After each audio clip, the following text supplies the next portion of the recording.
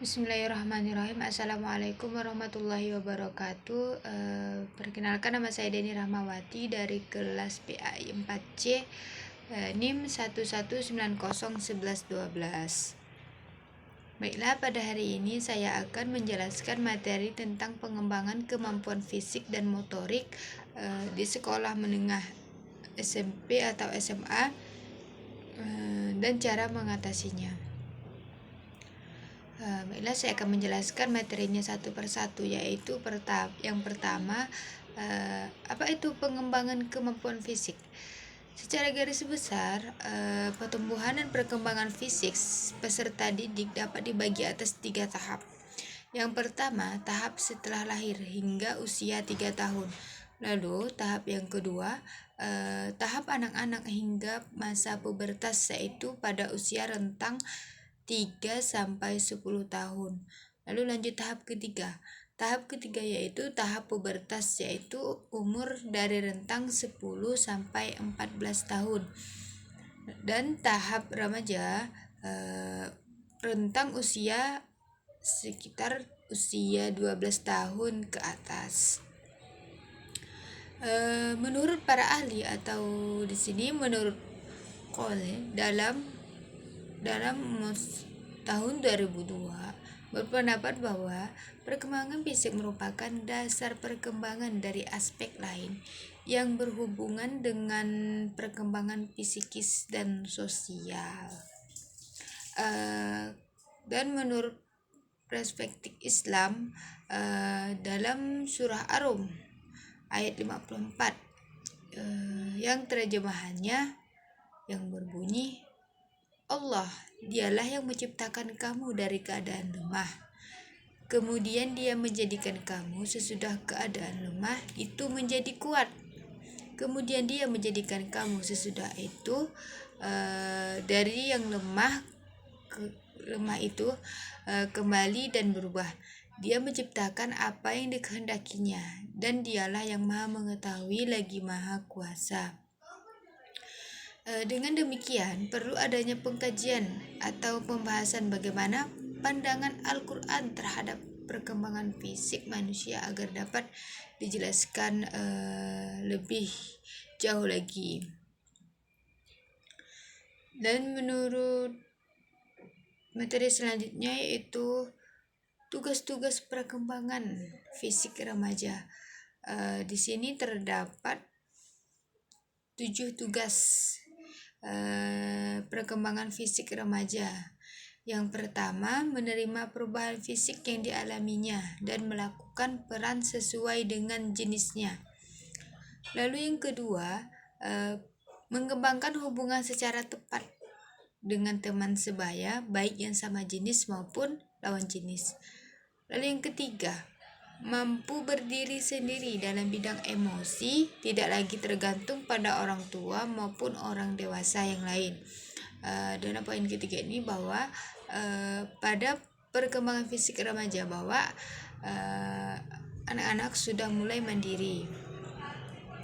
Lalu yang keempat, mencari jaminan bahwa suatu saat harus mampu berdiri sendiri dalam bidang ekonomi.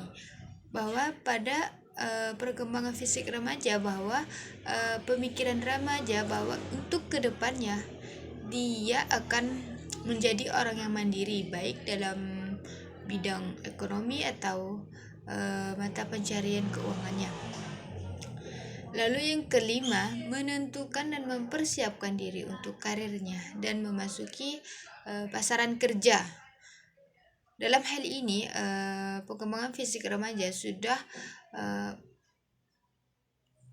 berpandangan bahwa dirinya setelah ini akan melanjutkan untuk bekerja atau memenuhi tugas-tugas yang belum selesai lain.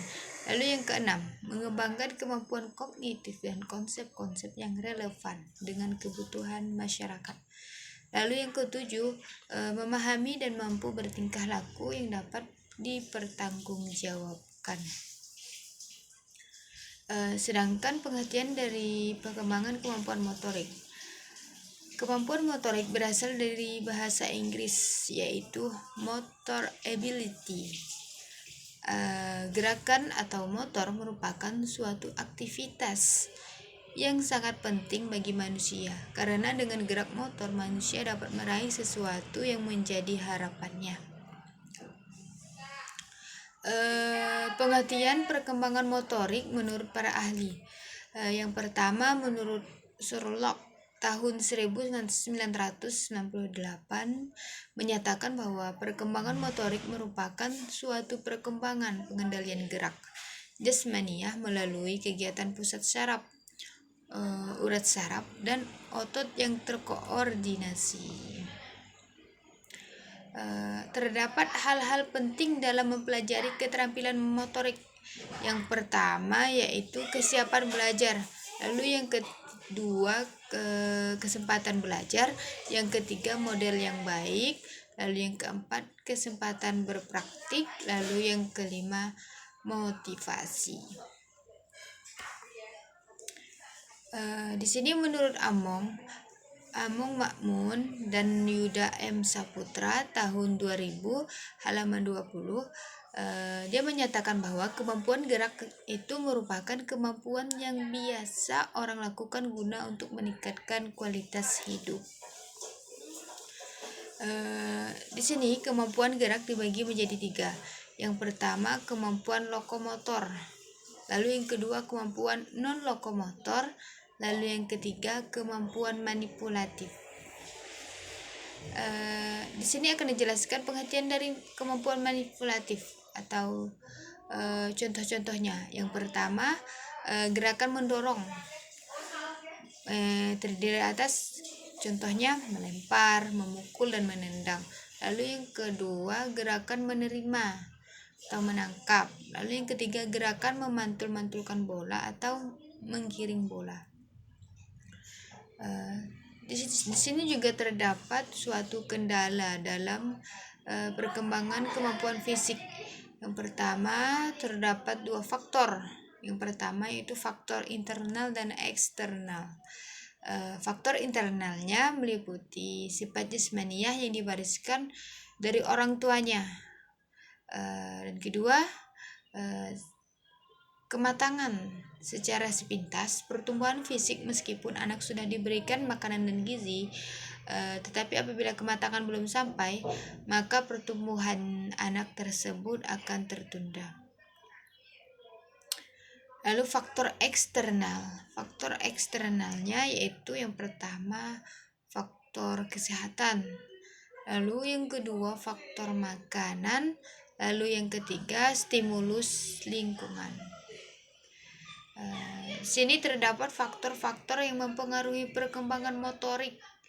Yang pertama sifat dasar genetik, lalu yang kedua hambatan kondisi lingkungan yang tidak menguntungkan, yang ketiga kondisi pralahir yang menyenangkan, lalu yang keempat anak yang IQ tinggi, lalu yang ketiga adanya rangsangan, lalu yang selanjutnya kelahiran yang sukar, lalu yang terakhir kesehatan dan gizi yang baik pada awal kehidupan pasca lahir akan mempercepat perkembangan motorik. Lalu perlindungan yang berlebihan akan melumpuhkan kesiapan perkembangan kemampuan motorik.